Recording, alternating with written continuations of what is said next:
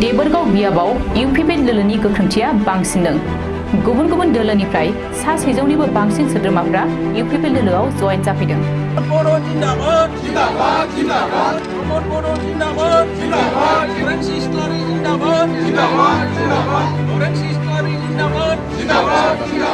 क'क्राझार जिल्लानि 10 नं देबोरगाव बियाबनि सिङाव थानाय बालाजान थिनालि प्राइमारि इउपिपिएल मावखुलियाव दिनै इउपिपिएल दोलोनि मोनसे जयनिं हाबाफारि जानानै थाङो।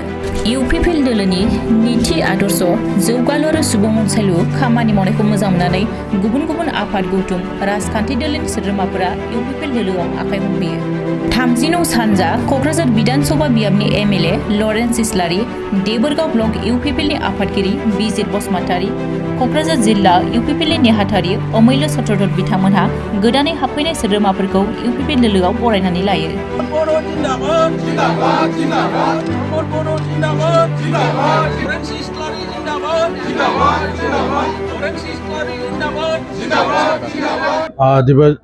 दिनै जोबोद जोंनि थाखाय गोजोनथाव खौरां।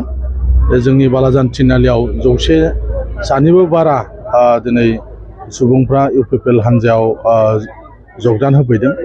बेनि गेजेराव मुंख'थाव जे क'क्राझार जिल्ला आसुनि बारग' सासे नेहाथारि सबिन शर्मा बिथाङाबो दिनै जोंनि इउपिपिएल दलाव बिथाङा जगदान जाफैबाय। आरो बेबायदिनो गोबां बेबायदिनो सोद्रोमाफोर दङ जायफ्रा गुबुन गुबुन आफादफ्राव थानानै खामानि मावदोंमोन। बारग' बेबायदि फरायसा दैदेनगिरिफोरबो दङ आरो बिपिएफ मावनानै फैनाय गोबां बेबायदि सोद्रोमाफोर दङ। थ' जोंनि बालाजान थिनालि बे बालाजान थिनालियाव दायो माने जोङो मानसिफोरखौ सोलायनाय नुगासिनो दङ। बिथांमोना दानि जे गभर्नमेन्ट बे गभर्नमेन्टजों थादों आरो आंबो बे जायगानि हिसाबै जायफ्रा आगोल बिपिएफ खालामदोंमोन बिथांमोना लासै लासै इउपिपिएल दलाव हाबगासिनो दङ। ना जायगायावनो दं सासे एमएलए बेबायदि बिथांमोना साननानै आगोल जि खालामबाय बिपिएफ दा आरो खालामबावनाय नंला बेबायदि साननानै दिनै गोबां मानसिफ्रा बेहाय जगदान खालामदों। दिनै क'क्राझाराव जि मोनद' ब्लक दं बे मोनद' ब्लकनि गेजेराव जों जुदि नायोबा नुनो मोनगोन दिनै देबोरगाव ब्लकआवनो बांसिन जोंनि इउपिपिएल दोलोनि जे खामानि बे खामानिया साबसिन रोखोमै जागासिनो दं। आरो देबोरगाव जि ब्लक बे ब्लकआव गोबां रोखोमनि सुबुंफ्रा जोंनि इउपिपिएल हान्जायाव हाबगासिनो दं। मानोना इउपिपिएल सरकार फैखांनायनि उनाव बे ओनसोलाव गोजोन लाबोनायजों लोगोसे ओनसोलनि जौगाखांनायनि थाखाय जेरैबायदि हाबा मावगासिनो दङ बे देबोरगाव ब्लकनि सिङाव जिहेतु गोबां गोरों गोरा मानसिफोर दं बिथांमोना दानि प्रमद बर' सरकार दैदेननायखौ नुदों। दिनै इउपिएससिनि थाखाय कचिं होदों, दिनै इन्जिनियारिंनि थाखाय कचिं होदों, मेडिकेलनि थाखाय कचिं होदों, लाइमोनफोरखौ दिनै गुबुन गुबुन बिथिङाव ट्रेनिं होगासिनो दङ।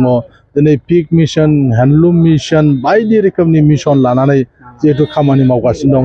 नोंथांमोना नुबाय जे सेल्फ हेल्प ग्रुपनो दाख्लै 3868 बेबायदि सेल्फ हेल्प ग्रुपफोरनो 25,000 रां अनसुंथाइ होदों। जेखौ जोंनि जे बिसायख'थि जे इस्ताहार बे इस्ताहाराव बुंनाय जादोंमोन जे मोनफ्रोमबो सेल्फ हेल्प ग्रुपनो 75,000 होनाय जागोन। दा गिबि खेबनि थाखाय 25,000 रांखौ होग्रोनाय जादों। बेफोरबायदि बायदि रोखोम जे हाबाफारि मावनायफोर बे हाबाफारि मावनायफोरखौ नुनानै जोंनि ओनसोलनि मानसिफ्रा माने मोजां मोननानै दिनै इउपिपिएलखौ दिनै गोबानानै लादों। आरो नोंथांमोना नुदों दा बेबायदि फुटबलनि खेथ्रआवबो जोंनि जे सरकार बे सरकारा गोबां हाबाफारि मावनायखौ नोंथांमोना नुगासिनो दङ। दिनै दुरान्ड कापबो जागासिनो दङ। बिनि सिगां मा खेला क'क्राझाराव फैखो, क'क्राझाराव मा जागासिनो दङ बेफोर गासिखौबो नुदों। आरो बेफोरखौ नुनानैनो दिनै क'क्राझार ओनसोलनि रायजो राजा स्पेशलि जोंनि देबोरगाव ब्लक मानोना क'क्राझार टाउनजों नांजाबनाय बे ब्लकआ बेनिखायनो गोबां मानसिफ्रा दिनै इउपिपिएलखौ मोजां मोननानै बे दलाव जगदान जागासिनो दं। गोजोनथाव खौरां। आइ आफा बिएम इन्स्टिट्युट अफ पेरामेडिक्सआ सोलोंसाफोरनि थाखाय लानानै फैदों देहा सोलोंथाइनि मोनसे मोजां खाबु। 2023-2024 सोलोंथाइ बोसोरनि थाखाय आइ आफा बिएम इन्स्टिट्युट अफ पेरामेडिक्सआव सोलोंसाफोरनि मुं थिसननाया सोलिगासिनो।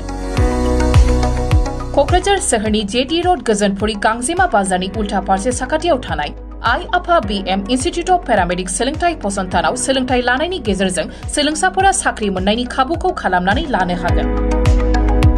भारत सेवक समाजजों गनायथि जानाय बे फसंथानाव 2 बोसोर समनि थाखाय medical laboratory technology BSS diploma, assistant nursing, first aid patient care, dialysis technician, OT technician, physiotherapy डिप्लोमाजों लोगोसे 1 बोसोर समनि थाखाय ICU टेक्निशियन, रेडियोलॉजी टेक्निशियन डिप्लोमाखौ लानो हागोन। बेफोर डिप्लोमाखौ आबुङै सोलोंथाइ लानायनि गेजेरजों सोलोंसाफोरा गोरलै राहाजों साख्रि लानायनि खाबु मोनगोन। गोसो गुदुं सोलोंसाफोरा रोखायै मिथिनो थाखाय 9821663110 6002559220 मबाइल नाम्बाराव फोनांजाब खालामनो हागोन, नङाब्ला क'क्राझार सोहोरनि universal dental and health care सेन्टाराव फैनानै थोंजोङै खौरां लाफैनो हागोन।